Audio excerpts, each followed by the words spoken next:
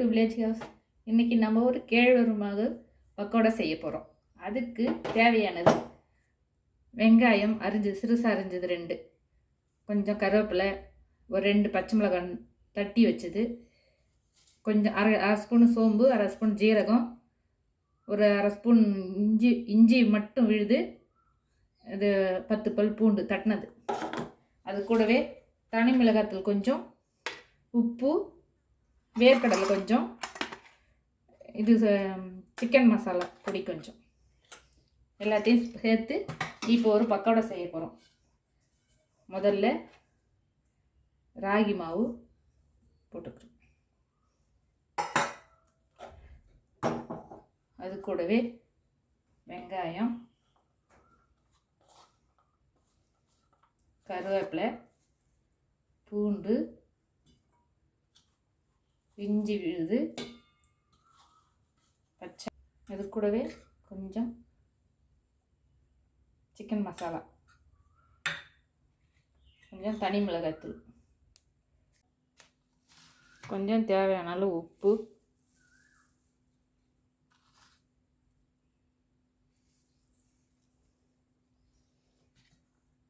கொஞ்சம் வேர்க்கடலை,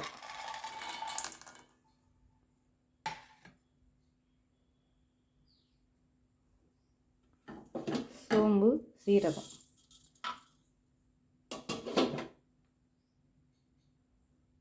இது அனைத்தும் அப்படியே பிசைஞ்சு விட வேண்டியது. அப்படி அப்படியே கொஞ்சம் கொஞ்சமாக தண்ணி ஊற்றி பிசையணும்.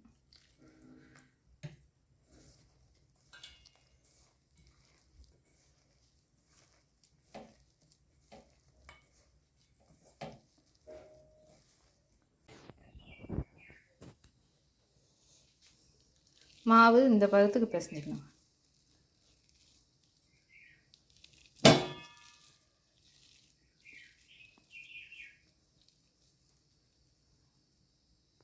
எண்ணெய் காஞ்சிருச்சான்னு பார்க்கணும். இப்போது கொஞ்சம் கொஞ்சமாக இடி போட்டுக்கணும். இது மாதிரி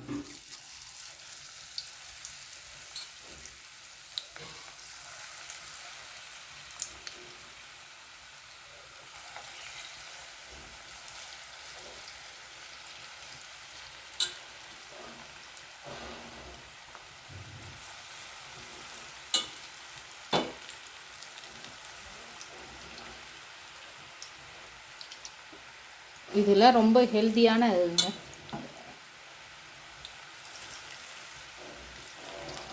சுகர் பேஷண்ட்டு கூட சாப்பிட்லாம், ஈவினிங் ஸ்நாக்ஸாக சாப்பிட்லாம், நல்லாயிருக்கும்.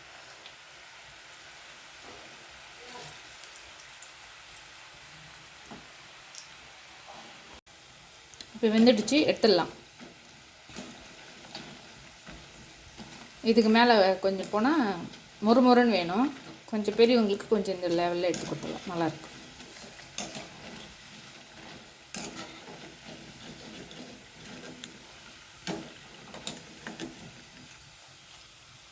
ராகி பக்கோடா ரெடி ஆகிடுச்சு.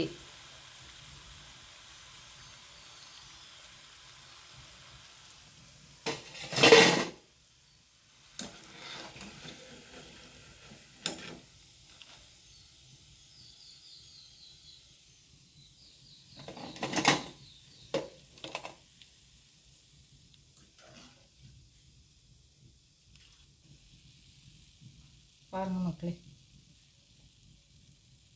ராகி பக்கோடா, ராகி மாவு பக்கோடா ரெடி ஆகிடுச்சிங்க. கேழ்வரகு மாவு பக்கோடா ரெடி ஆகிடுச்சு.